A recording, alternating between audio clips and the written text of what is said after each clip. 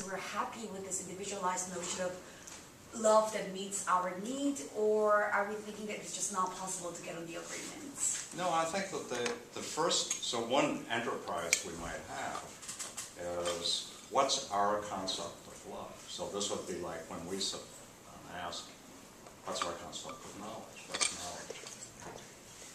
And but there is an associated series of enterprises which come much closer to the next question. It's not that we, of course, some people think that's the end of the story, right? That's what we wanted, we've got it, that's it. But if we switch that over from something like knowledge to a value, clearly sort of much more imbued with far more values, let me put it that way, like justice, then the fact that we could uncover by a kind of, reflective equilibrium what our concept of justice is, wouldn't tell us that our concept of justice was the right one. We might think, oh yes, that's what it is, but it's defective, and now we give a critique of it that says that's not a very good one. So we might parallel that very same thing with love, and say that, and in fact there's a lot in the literature that would go sort of just like this, that our whole notion of individualism, right, and love of one individual for another as the primary focus of this concept is itself a social product and not one that we ought to hold on to. Right? We shouldn't be so dramatically attached to one other person. It's not a good idea at all. Right? So that this would be a critique of it and say we need to replace it with quite different. Is that sort of what you were asking, or did I? Yeah. No, I was just curious about the goal of this enterprise. Because you said justice, but we are aiming to come up with an argument that reflects like other people's notion of, other people's perception of the idea, and then we're going to respond to that by critiquing it. But it sounded like we're opening up the discussion field so that my notion of love can play a field, like Sam's notion of love can play a field. I was just curious about the approach here. Well, I don't think it's quite this. Maybe what we want to, because there are various ways we might maneuver, because we don't want it to turn out this way. We don't want it to turn out, we all mean different things by it. End of story, right? Because then the question would be, what is this if that we all mean different things by, right? What is it that even thinks there's a single thing for us to be talking about or anything like that at all? So we want to do is respect simultaneously the need to have a kind of shared concept, and at the same time for that concept to admit of individualization. Right. Yeah. So, it's a bit like this. If you want a pair of jeans, right? Okay, well, you go to the store and you say, I want a pair of jeans. Well, they know what you're talking about. But you want a pair of jeans in your size, right? And now there's an individualization of it, right? Because what you're asking is not just for any old pair of jeans, but one that fits you. And now the question would be, what are we to think of as a pair that fits you? Is it one that, that had it been tailored just for you, measure would fit you? Or is it close enough, right? So you've got to take the, and what I wanted to draw a distinction, what I wanted to do when I was talking about love being individualized, is that because it's an idea of, or in one way of thinking about it, as an ideal of individual relationship, then one thought would be that if that's true, it must itself be individualized or individualizable. Unlike the concept of knowledge, for example, which is not. Why? Well, because it plays a social role, a cognitive role in our intellectual economy, which would be defeated by its individualization. Right? It's got to be the same. It's got to be the same for everybody because of what we want it to do. But love's got to be different for everyone because of what we want it to do. But like the jeans, not so different that when we talk about love, we have no idea what the other person is talking about. Yeah, I see the point. Okay, yeah, that's also a way to think about it. I remember that all of this is this that was sort of methodological, conceptual description. We're not, arguing for anything, though of course to some degree we're kind of putting forward thoughts in the arena that look like they've got something to be said for it. But what at the end of the day we should say, we're not at the end of the day yet, so we probably won't be at the end of the day at the end of the day, so we're going to have to wait and see a little bit. I'm just going to say, I'll just put the topic that I want us to talk about on before us, and then we'll talk about it. So, you don't have to have just been reading the Socratic dialogues. You could have been just attending a bunch of philosophy colloquia. And you would be surprised if the next thing on the agenda, so let's suppose it's all been about justice, courage, or one of the virtues, some ethics-related stuff.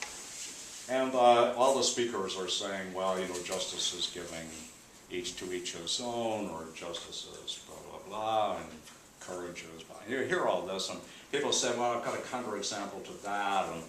And then there's the process that we've been calling, following Royal's reflective equilibrium, trying to get our judgments about particular cases to match up with some principles. And then a guy arrives, and he's a little bit different from what we've been seeing. First, he's kind of loud. And moreover, he's, unlike others, he doesn't put his views forward as sort of tentatively to be judged. He says, I know what justice is, and these people haven't the slightest idea what it is, and everything they've said so far is just a pile of nonsense. I'll tell you what it is. And he says, justice is the interest of the strong. And he gives a little argument for it. The little argument is itself extremely straightforward. He says, look, people are mostly self-interested. I mean, there are exceptions, but by and large, self-interest is a really important motivating force in the world. And that's just a fact, I'm claiming it. And the other is that in most places, the people who rule and have control of the political system are the powerful ones. Well, they're self-interested. And so most of the things they do or try to do, they do with their own interests in mind. And that includes legislating, making laws, rewarding and punishing, doing all that stuff. So, you can imagine that if Thrasymachus had just been reading the New York Times, right? Why do people want to influence legislators? Why do companies spend millions of dollars sending people to influence Congress and the Senate? Why does money and power play such a big role in politics? Answer, well, there's money in it. Right? All that money spent results in legislation that is, well, not in the general interest. It's in the specific interest of the group of powerful agents that have influenced the legislation to bring it into accord with what they want most. So that's the argument in a nutshell. It says, look, we've got democratic societies, and what happens in them? Well, they make democratic laws, they reward democratic behavior and justice, they punish the other kind. This is what they teach in schools, this is what they tell you is good, this is what they smile at you if you say, this is what they frown at you if you say. Right? Oligarchs make different kinds of laws, kingships, tyrannies, aristocracies. They differ, and the difference is simply in who's got the power in them and what are their interests. So the classic final example is the tyrant, right, whose interests are not the interests of a class, the aristocratic class or the oligarchic class or the democratic group. That's just his interest or her interest, right? That's the sort of, as he says, the most dramatic example, because here you can see that the tyrant makes laws and other things solely to benefit himself. Right? And he says, so that's what justice is. The same in every society, the interest of the strong. Okay. So That's the thought. And the thought goes along with an idea, is that when you're just, when you do what the prevailing values encourage you to do, reward you for doing, punish you for not doing, you're not acting, it's not clear that you'll be acting in your own interest. You could be acting against your best interest, in the interest of the powerful group. The problem raised then is the problem of false ideology. Right?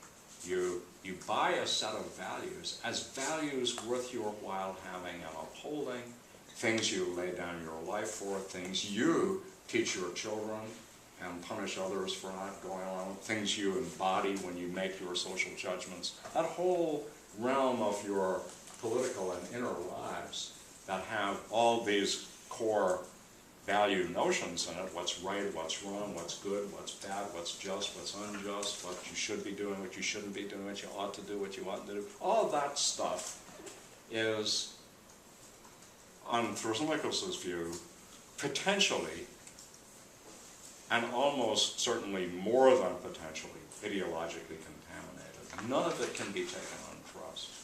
It must all be submitted to scrutiny to see if it really is something that you should be valuing. Now, love as something that we value, care about, that we want and want to get. So it falls into the realm, although Thorsilnikus himself was not particularly interested in it. But Plato is going to be interested in it because he sees that the argument is going to generalize across all the value notions. And that's it in a nutshell. That's the first pass of understanding the argument. And what it does is to say, you can't be innocent anymore about your values. You can't just simply take them on trust. You have to think about them, and that means you've got to think about them as embodied in a social structure, the nature of which you must now think about. So let me stop there, and the rest is kind of filling out the details on that. What kind of a notion is it? How are we to understand it? What should we think about it? But tell me what reactions you have, Daniel, that you'd like to have us discuss about.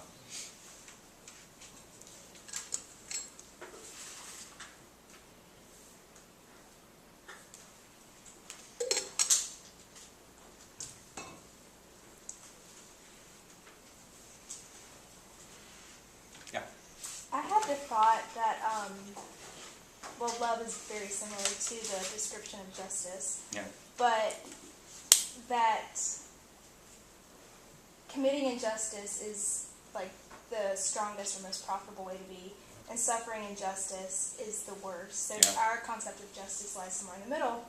And I was kind of just thinking how love would fit into that, as in like committing injustice would be similar to being an imposter of love or faking it to reap the benefits.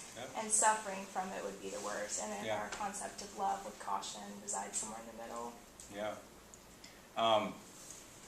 I think the structure might be something like this, where you're right that it would kind of replicate the justice structure. So the worst of all possible things would be to give your love to someone who didn't reciprocate it. That would be like suffering injustice without being able to retaliate, right?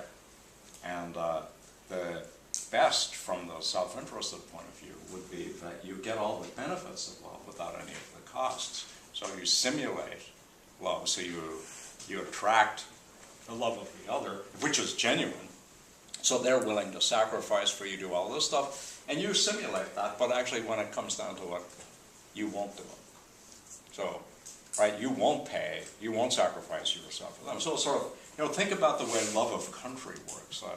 So after all, love is something that we utilize, the notion of love, quite generally. There's personal love, but there's also love of country, love for the party, love for the charismatic ruler, love for, right? And getting that directed towards you or your interests is a very good thing. Why? Well, because people who love will sacrifice themselves, do all kinds of things, suffer for their beloved. That's exactly what you want. You just don't want to have to reciprocate it. So when it doesn't cost very much, you're as loving as loving can be, right? But if it cost you more than you were going to get out of it, then you might not. So that would be the crude one, where what you do is you cheat when it's your turn to pay, right? But there's a different one altogether. So now think of it this way, not as the interests of an individual, but as the interest of a class. So think about the class being aristocratic males in the 18th century. So aristocratic males in the 18th century had a set of interests, and the social norms associated with loving benefited them. Why? Well, there were no repercussions for seducing women outside of their own class. They were just free game.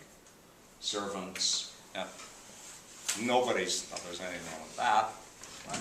Even seducing someone in your own class, right? There was nothing wrong with that. It was her fault, not yours. So just think about that for a second. I mean, that's the Goldsmith. That's a game rigged in favor of the sexual interests of males. Right? And then now you can play by those rules. You don't have to cheat. You just play by the rules that are there and you win. And women who play by the rules don't lose. Depends on how you want to take the rules. But the rules favor the males. So that would be a case where you don't have to fail to pay when it's your turn.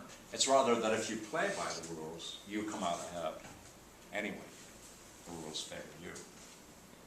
So that's the thought that when I set the rules up, the laws. So think about a law like presidential pardon, which is very much on our agenda right now. So what can the president pardon?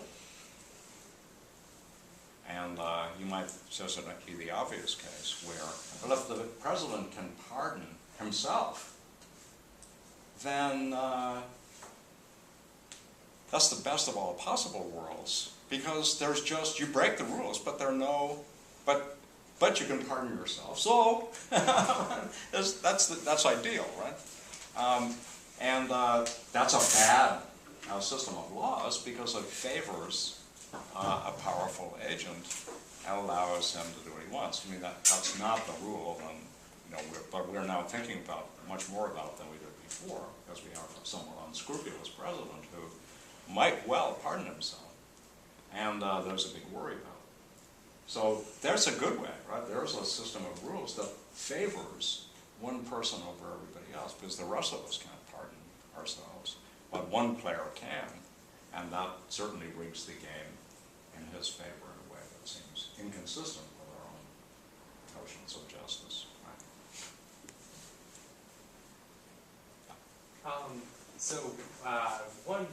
One of the instances of ideological contamination that is a bit confusing to get my head around is the case of democracy. So in the case of a tyrant, can make sense of the idea that playing along is going to empower this one individual, and an oligarchy, you're going to empower all the oligarchs. But in the case of a democracy, someone might respond to Thrasymachus and say, well, in a democracy, the majority is in power, many of us are in power. I'm part of the people who are empowered, so by participating, I'm empowering myself. Yeah. And you might say, oh, well, those judgments you're making now, of course you're making them as a democratic person, so you're just subject to ideological contamination. Yeah, no, absolutely. And I think you're right to raise it as a question. Because we're also gung-ho about democracy, though it sounds like that's got to be fine, right? So so to speak, the tyranny of the majority has got to be perfectly okay. But it's questionable, right, if we put it in those terms, whether that is just so transparently clear. So for example, the rich don't find it appealing at all, right? Why? Well, they think, look, I'm a member of a democracy, and there's a way in which we're all equal. But my interests deserve more weight than your interests. Why? Well, I'm rich, and I produce a lot more. I give a lot more to society. I should get more. And what do I do when in my democracy? Well, I try to skew it in my interest, right? So hence you get what we have in our democracy, which is power starting to play into the democracy. Very difficult to see where the error is, right? We start out in a certain way, but the playing fields are never equal. People are allowed to be activists. Should they be allowed to contribute to political parties? Inequalities that are not about their democratic standing, but about other powers and capacities that they have start to distort and infiltrate. So I think it's not the, I'd much rather be in the democratic one, given that I don't have that much capacity to influence. Right? It would be in my interest, but I can see why, if I'm self-interested, I'm not going to find being part of a democracy so great. If the thought would be, yeah, okay, it's kind of just and everything, but so what? The only grip that moral values gets on me is through my self-interest. So I'm going to try to play it so that I get more out of it than you do. That's the kind of thought. So what we have to do is we have to think differently, right? And part of so one of the questions we can have is not about the downstream, so what does it mean, but how is it argued for? Right, so why should we think it? And we're offered a series of premises, in the argument that Thrasymachus gives, that look fairly plausible. People are self-interested. People use their power to get their own interests promoted. Powerful people tend to rule. Whether they do so explicitly because they are the ruling class, or whether, as in our society, they just de facto do because they're able to exert enough political influence to skew things in their favor. It's realpolitik. Sure, it's true, isn't it? So how would we, instead of looking right at the downstream, how might we attack or respond to the premises of the argument? Which is the premise that looks most vulnerable to criticism? You might challenge the claim that people are completely self-interested. Yeah, and so how would you do that? Would you do it like this? No, they're not. No, they're not. No, they're not. How would you? Okay. How would you challenge it?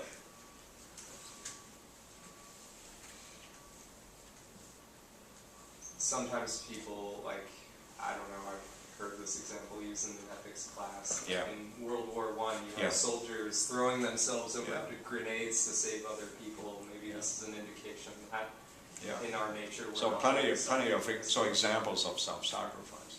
And how do you think Thrasymachus would respond to that? They've done this because they've been subject to It's not their interest, man. Yeah. They've got to be in the grip of a false ideology. Someone has said, right, love Germany, go forth and die for the motherland or fatherland or grandfather, whatever the hell it is, pick your favorite one. And everybody rushes off to be cannon fodder in the trenches. And you think, that's supposed to convince me of anything? Yeah. There's some evidence that there's a genetic basis for altruism. Yeah, indeed there is. And I completely agree. And how will Thrasymachus respond to that? I don't know. Yeah, well, one thought would be, look, we're not... No. Bad news all the way down. A different thought I think would be this. There's no immediate conflict between altruism and egoism. If altruism pays off in egoistic payoff, it's great, right? We have to get our orders of things straight, right? There's first order egoism, which is the kind we've kind of naturally just fall into. That says, when people do individual actions, they do them egoistic. That is, their first order motives are egoistic first order motives. And that's false, as you see. No matter how they got the motives, they're not self-interested motives that they've got. You might criticize them. But then what be obvious, right? Think of love, right? Is it just so obvious that it's in your self-interest not to be able to love anyone or not to be loved by them? Prima facie, it seems false. Right? But now here's a different question you can raise, and I think this is the one that we need to push. There's second order self-interest. So here's the way, this is how I like to do it, and anyone who's taken a class with me probably knows this. So I like to talk in terms of what I call my motivational set. And this is all the stuff that motivates me, right? I don't care what you put in there. You can put beliefs, desires, emotions, whatever. It's anything that when you ask, why did Reeve do so-and-so, the answer is going to lie in here. So it's just broadly as a way of putting something on the table. Now, there are two questions that I can ask, right? I can ask about what's in my motivational set. And I can ask about how do I structure or build my motivational set. First order egoism is about this. It says, if you're a first order egoist, then take all the things, these are just all the items in your motivational set. And each one of these is going to have a certain structure. It's going to be like this. It's going to be a me motive or a me desire. It's going to be that I get, that I have, that I. So all of these are going to be me desires. I would just call them desires and use desires to be whatever these things are, things in the motivational set.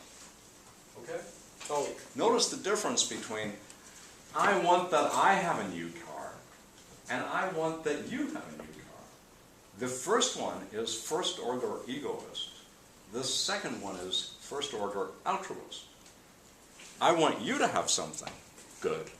That's nice, right? If all my motives are like this, I want me to have it, then I don't have any you desires at all. I'm a first order egoist. Hardly anyone is that. Almost all of us, all normal non-psychopaths, right? Are people who actually have concerns for at least some other people, right? And people who have none aren't people we want to be. They're actually, most of them, really psychopaths. They're just unable to be motivated by anything other than me desires. No, you with me? So your first order, this is your first order egos. They're all me desires. Easy to get that confused with a different one, which is second order egoism. Second order egoism looks at the motivational set and says, I should only put motives in it that it's in my self-interest to be motivated by. So, lots of things that go in there are not going to be me desires. So, for example, I think things like this. My life will go better. I'll have a happier life. It's demonstrated, there's lots of evidence, if I'm able to want the good for other people for its own sake. If I'm able to love some other people and attract their love, which I'll be much better at doing if it's clear that I'm willing to give it. And if I try to simulate it, I'll almost certainly be detected on close inspection. It takes a lot of work to be a simulator. We're all very astute at catching one another at this. So much better to just be the genuine article. My life will go better if I've got some, right? Now I'm looking at second, I'm going to add, I'm going to have desires like this. And these are going to be you desires. I desire that you have goods. I want you to be happy. I want you to have the new stereo. I want you to, right? I don't want that I get the goods. I want that you get the goods. And second-order egoism is quite consistent with first-order altruism. In fact, my guess is it's just a fact that second-order egoism is going to demand that you be first-order altruistic, at least to some extent, and not exclusively me-desire-oriented. Now let's go back to Thrasymachus and to our evolutionary. Cooperation is really important to getting almost anything you want. So if you're just a complete non-cooperator, you're not going to be part of a community, nobody will trust you to do anything, you're going to lose. So notice what Thrasymachus says. You should simulate, right, cooperation and all these things. And not just to say this, right? You should try very hard to so sculpt your motivational set that whatever you're motivated by in it will pay off for you. That's, if first order egoism does, you should be a first order egoist. If first order altruism, you should be a first order altruist. You should do whatever it takes to satisfy your own self-interest. But it doesn't tell you right off the bat what motivational set you should have to do that. So all the guys that Thrasymachus describes are people who enter into all sorts of, you could be a Democrat, right? But you're a Democrat because, given your motivational set, which is itself democratic, it pays to be in a democratic society and to satisfy democratic ends. If you're an oligarch, you'll have an oligarchic motivational set. We'd have to say what those things are. We'd be like in Svetlana territory, right? What is interior socialism? If you're an interior socialist, then your motivational set will be sculpted to go well and to achieve your self-interest in a socialist society. Try being something else and see what happens, right? Try getting a little bit, here's the socialist pie, we're going to cut it up. We all know the shares should be equal or maybe proportional to meat or size or whatever. Try to get a little bit more for yourself in that one, see what happens. In one like ours, a capitalist one, try to get more is great. Greed is good. Try, of course. If you can get away with it, terrific. Nobody's going to think, bad person. That's not the way to be. They're going to say, yes, absolutely. $1 billion. He can't be stupid. Right? That's the, okay. Got it? Okay, so that's the beginning of ethical wisdom. It really is. There's need be no conflict between what morality demands of you and self-interest, right? At the first pass. It would only be if nobody would form a moral motivational set, right? If they were forming it self-interestedly, that there's a conflict. That's a big issue. So you can think of Plato and Aristotle as being on the side of, you can form a moral motivational set that will be in your self-interest. In fact, the only ones that are in your genuine self-interest are moral ones. And Kant saying, no. Your motivational set won't ever be in that way in your self-interest. Not unless you're part of a, kingdom of ends governed by God, right? But otherwise, there's going to be a conflict between your self-interest and what morality demands of you. But, so there's a lot at stake, obviously, but that's where it's at stake. It's not at stake at the first order level. Okay? Cool? But that puts something else on the table, right? So, Thrasymachus says everyone is self-interested. Now, imagine that you're Bishop Butler, if you can. Anyone read Butler's sermons? This is a response to the egoism of Hobbes. And what does Butler say in response to Hobbes, who says, we're all self-interested? Anyone know the answer to that? If you don't know, it doesn't make any difference. Was it something you mentioned last time, Yeah. which is that we don't love ourselves enough? Yeah, it's not that there's too much self-love in the world, it's that there's not enough. You might think, well, imagine saying that to Thrasymachus. And in a way, that's exactly what Plato says to him. You see, Thrasymachus, you don't know what yourself is.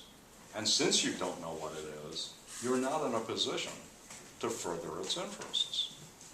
Right? So, so if you love yourself, you want the good for yourself, but wanting the good for yourself supposes that you know what the self is, whose interests are you're promoting.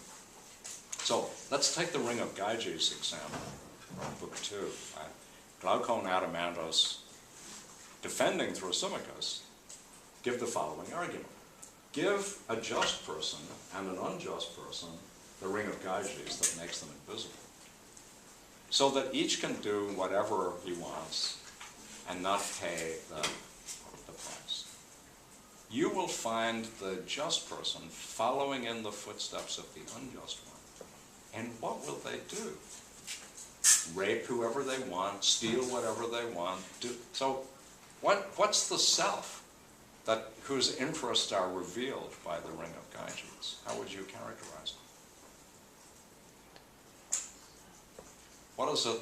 Where does it see the good lying?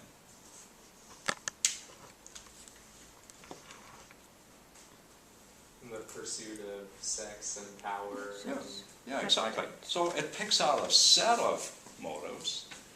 These are the ones that Plato will call appetitive motives. So it looks in here and it picks out the appetites. Desires for food, drink, sex, power, prestige, nice cars, a good house, cool stuff. That, and it says, that is me. I'm that bundle of appetites. And to promote the best interests of that self is to satisfy those appetites. Right? As Gorgias says in the other dialogue of Plato, Gorgias says, this is how you should live. Make your appetites as big and as many as you can and have the power to satisfy them. That's what it is. That's this Genghis Khan's conception of happiness. He actually says it. I'll tell you what happiness is. It's driving your enemies in front of you, raping their women and stealing their stuff. That's what happiness is. Right? Well, that's what the Ring of Gyges gives you. Can you think of something that you might want that's not one that getting the Ring of Gyges will help you to satisfy? So you've got it now. You can make yourself invisible whenever you want. Does that mean you can just get whatever you want? Well, I was thinking that it would satisfy the desire for like spirit and honor as well, since the person ends up becoming king and has that power. Yeah. So another thought would be that if you get a pet, but notice the way it goes, right? It gets you honor from people who think that having money and power is something that they should be honoring, right? So, right, if you're completely surrounded by rich people who think that wealth is what it's all about, and you've got more wealth than they do, they're going to think you deserve a lot of kudos, right? Just the way that we hold up in lifestyles of the rich and famous or whatever, people who've got a lot of bucks, right? And we think they're the ones who are successful, you should try to be like them. But as Plato would say, wanting to be honored by people like that, right? That's not what honor is, right? Honor is wanting to be admired by people whose admiration is worth having. We've gone around in a little appetitive circle, right? All the appetitive people are saying, yeah, that's what I'd do with the Ring of Gyges if I had it, right? Now, can you think of something, though, that most of us are motivated by, that it wouldn't help us at all to have the Ring of Gyges together? Love. Yeah, it's an obvious one, right? So now you've got the Ring of Gyges. Okay. Way to go. What can you do? Right? What are you going to do with it? Well, you can, of course, force somebody to have sex with you, but you can do that without the Ring of Gyges. It's just that you get away with it if you have the Ring of Gyges. But that's not what you wanted. You wanted to be loved for your own sake. You wanted somebody to care about you for you, so to speak. Well, the Ring of Gyges is not going to help you with that, right? That's not a project that getting the ring of Gyges can get you. Even God can't get love from us by command. Right? Love is something that you gotta freely give if it's to be worthwhile. Nobody wants to be loved by robots that go around saying, I love you, I love you, I love you. Right? Right? That's hopeless, right? You want to be loved by somebody whose love is worth winning, having, getting for you. Right? So that would be one. And of course, take another one. Wisdom. You'd like to really understand yourself and the world and get your desires right. You want to value valuable things. And getting the ring of Gyges is not going to help you win the Nobel Prize or be admired for your wisdom or write the Critique of Pure Reason. Right? Getting the ring of Gyges won't help you to do that. So if you're thinking that's where things. So Democritus is great, first of the Greek atomists. Leucippus and Democritus are usually strung together, but Democritus said this. He said, I'd rather discover one causal law than have power over all of Persia. Now that says, right, if you really want to understand things, you're not going to get it by the ring of Gyges. Power over Persia, maybe, but not one causal law. Try getting Mother Nature to reveal its secrets to you just because you can make yourself invisible. That's not going to work. If you want to see this played out operatically, and who wouldn't, watch or listen to Wagner's Ring of the Nibelungen. That's just what it's about. It's about power and about what it can and can't get. And it's always tempting when you have power to try to get things by power. But one of the great things about love is being on our horizon of things wonderful is that you won't get it by power. You can get a trophy wife, but to get her to love you is a different question. Okay, now, so what the I is one of the things that comes into play immediately with egoism. And of course it comes in immediately to play with love. So for example, when you say, you want to be loved for yourself. Okay, I give you, what does that mean? We say it, right? No, especially in things like this. No, I don't want you to just love me because I'm the most beautiful person in the entire world. I want you to love me for me. I want you to see beyond that to the true me and love that. I don't want you to love me for my bank account. I don't even want you to love me for my extraordinary mind. I want you to love me for me. And you can imagine a philosophical partner saying,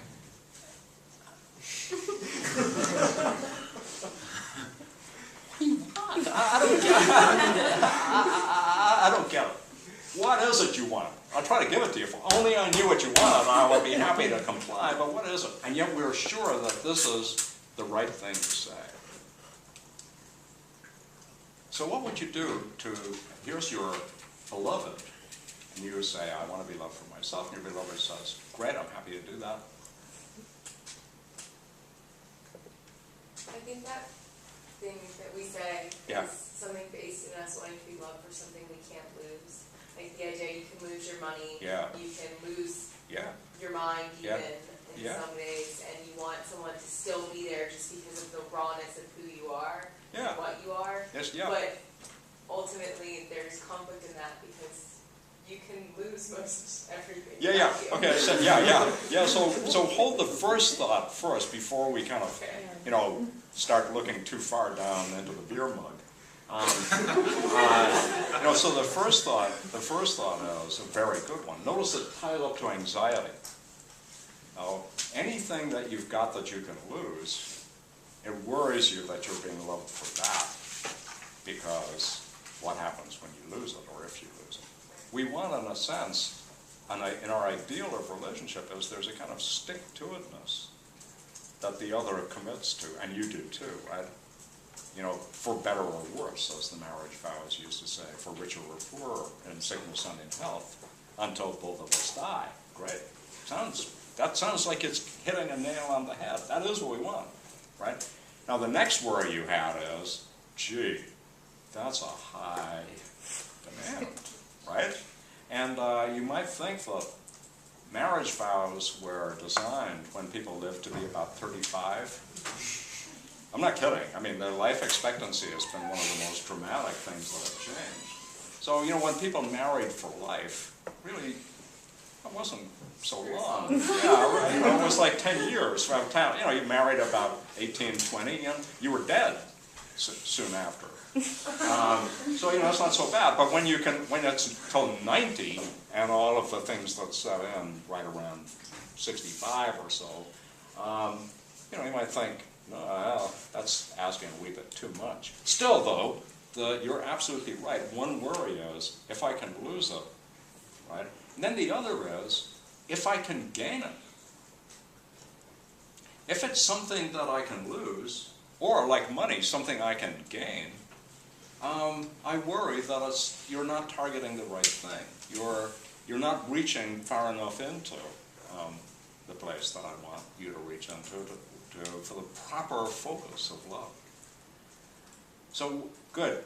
We're very good at saying the not part, right? Not that, not that. Not my yellow hair, not my $1 million bank account, not my Ferrari, not my, right?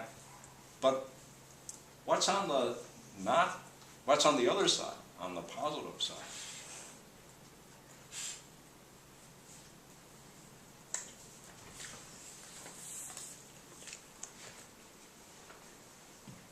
Yep. Memory, experience, propensity. Wait, say again? I guess memory, experience, propensity with noise, but you can't really think about Yeah, at but all. but though we gotta lose all that, right? Like memories, man. Alzheimer's is just waiting to erode those. But then you could say it's not even the self anymore. That's a real worry, yeah. But notice that on the first argument, I want you to stick with me even then. It's not that what will constitute love for that diminished person is quite different than what it would be for the full-blown thing. But I still want you to have regard for me, take care of me, treat me as somebody still worthwhile, right?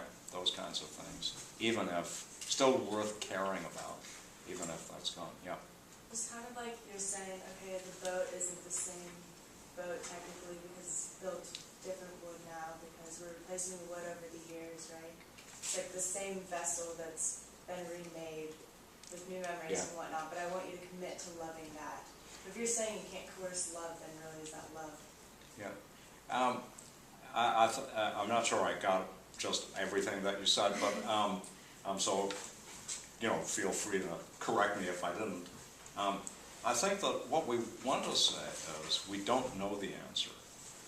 We know the non-answers, and we know that some of the things when we are pushed, we tend to venture into territory that becomes implausible, right? That is, we're demanding too much if we want to venture into that territory, and yet we seem to be forced into it by our worries about the things we want to take off the list. Now, I missed a little bit the next part. What was the next part? Just that, say you're wanting to be loved for yourself, but that yourself is going to change over time. And you're wanting someone to kind of commit to love, but you can't coerce love. So then it kind of loses the essence of love. Well, I like it's true that you want some, and this is true anyway, even when everything goes well, we do change over time. And I think sometimes when we think about this, we leave out a crucial factor, which is that the love relationships that we're in are themselves instruments of that change. It's not as if, you know, here's the love, so you fall in love with this, and the requirement is, don't you damn well change anything. Right? Because one of the things that's going to happen is you're going to grow and change together. Love and wanting the good for the other person is committed to changing them in certain kinds of ways. That's something we have to take account of. So it's not as if it's a stable, unchanging, you know, kind of number-like thing that we're falling in love with.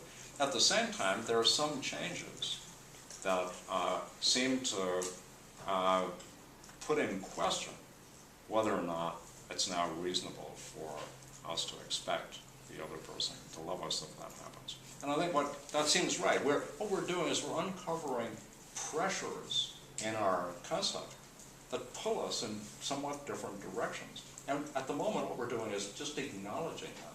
We're saying, yeah, we don't really know what that I is that we're asking the other person to love. We know it isn't this, but it can't be that either. We're not sure. Nietzsche says this great thing. He says, I as a word we set up, right, when we reach the limits of our knowledge. It's great. I don't know whether it's right, but the thought is we're venturing into territory. We're not sure how we should delimit that territory. But just getting that on the table is already to make a big step.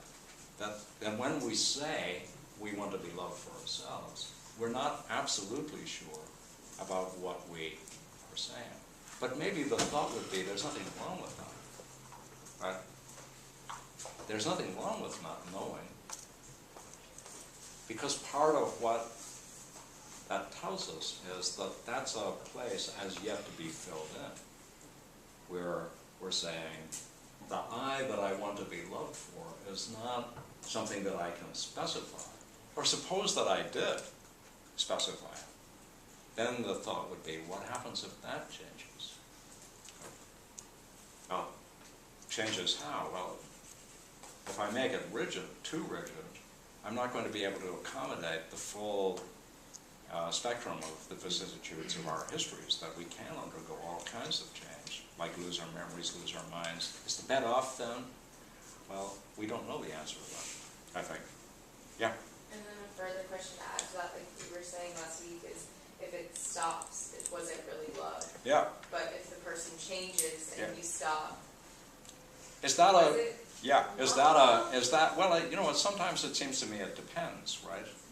So, bears it out even to the edge of doom, as Shakespeare puts it, that sounds pretty demanding, right? But is it that you could think, well, what if the other person dies? Does love stop then? That's a big change, right? From being alive to being dead. But some people think, though, lovers shall perish, love shall not, and death shall have no dominion, was Dylan Thomas, right? In that case, the thought would be even death doesn't kill the love, right? So now we have to try to factor that into our picture. Is that just an unreasonable romantic demand? Are we just whistling? Or is there something to it that we want to put in? Yeah. What is the point of having one definition of love? Sorry, say again? What is the point of having one definition of love? Point. Like, why can't there be love 1, love 7, love 15? I'll pick another example, right? So love can confuse us because we don't really have, it's not as if we have a clear picture. I suppose I said, well, why don't we have a concept of table 1, table 2, table 3? I think the answer would be, well, what would be the point of that? So I can turn the question back and say, what would we accommodate? What would we accomplish if we had, 57 varieties of love, like we have Heinz 57 varieties? What would that help us with? I mean, I don't know if that was a rhetorical question, Yeah. but it might seem to be able to help us make better sense of our experience. Like maybe there is not some unified concept that picks out this thing that is love. Like our lives are messy, and we impose concepts on the world to try and make sense of them. And I think that there's just one concept to make sense of this feeling. So if we discovered that, then that's what we would have to say. We'd have to say, well, stop doing that. Look, and of course, even early thinkers tried to do this by distinguishing, especially Christian thinkers, distinguishing philia, friendship, love, from erotic love, eros, and divine love, agape. So they were saying there isn't just one, there are three. And they're quite different in their profiles, and we need to distinguish them because otherwise we'll get into confusing lines. And that's certainly something that we could find solved a lot of our problems. That we were thinking of one, and we had to shoehorn everything into that, but really there are three categories, and now will that accommodate things? And if we discover that, and we work out how it's going to work, that might be the right answer. But it's not given by anything we've said so far that it's the right answer, right? And so the thought at this stage was almost your rhetorical question, you know, why don't we have a whole big bunch of concepts of love? And I think, well, maybe we do. But we don't know yet or what that would mean. Right? We don't know what it would be to say that, and what the consequences of it would be, and why it would be a good thing if it was. So that's where that would be a way to respond, I think. It might not alleviate any pressure. So just to take the simple one, philia, eros, agape. Well, now take Freud. And Freud says they're all the same at root. They're just different aim inhibitions of the same underlying one. And in fact, you won't be able to explain why it is those three function the way they do unless you see them that way. So, for example, why is agapic love, divine love, so infused with erotic content? Why are nuns having erotic frenzies when they become the brides of Christ? Why are there all of these complex distortions in our attempt to say things about God, but sound as if we're talking about somebody we want to go to bed with? So when we try to figure it out, or why is in familial love for children, that certain kinds of ways they break down actually reveal a hidden sexual content. Well, we're going to have to try to explain those things. And Freud says, well, here's a way to explain them. Notice he takes the fragmentation and says it's the fragmentation that disguises an underlying unity. We could, of course, flip it the other way around, right? But which one should we do? That depends on what we want the concept to do for us, right? It's not, we're not just living with it any old which way, because how we live with it is very important to what kinds of lives we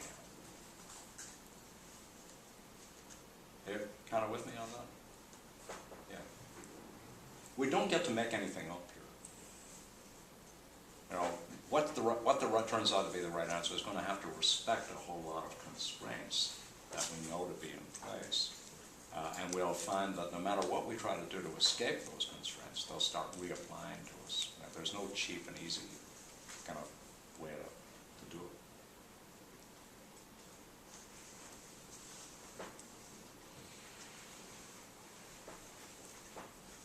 Okay? All right, so next item on our agenda. Now, there's a lot, of course, even in what you read about Thrasymachos, there's a lot more detail than we went into. But the right picture to take away is that when we were trying to respond to him, we realized that his starting points, his premises, are premises that we can put pressure on.